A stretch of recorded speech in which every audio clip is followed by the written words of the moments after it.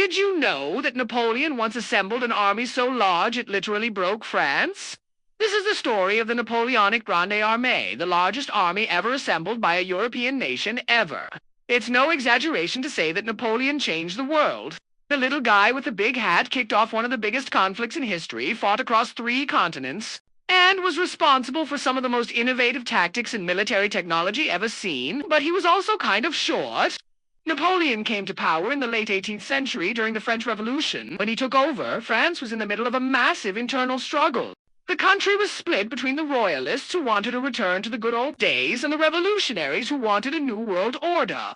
Napoleon played both sides, eventually seizing power for himself and crowning himself emperor. The neighbors weren't too happy about this turn of events, and soon enough Napoleon found himself at war with most of Europe.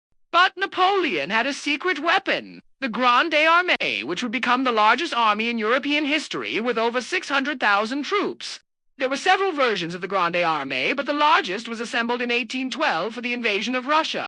The Grande Armée was made up of conscripts from all over the empire, including regular French troops, but also levies from newly conquered or allied territories.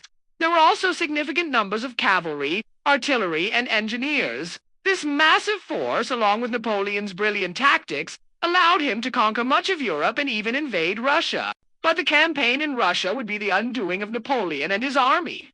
As the Grande Armée moved east, it encountered the Russian army, which used scorched earth tactics to destroy Napoleon's supply lines.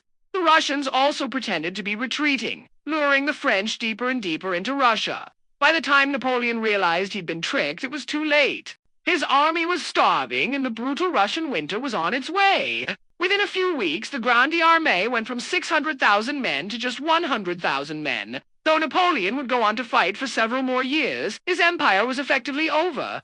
Though the Grande Armée would never again reach its massive size, it remains an important part of military history, showcasing the power and potential of the Napoleonic era.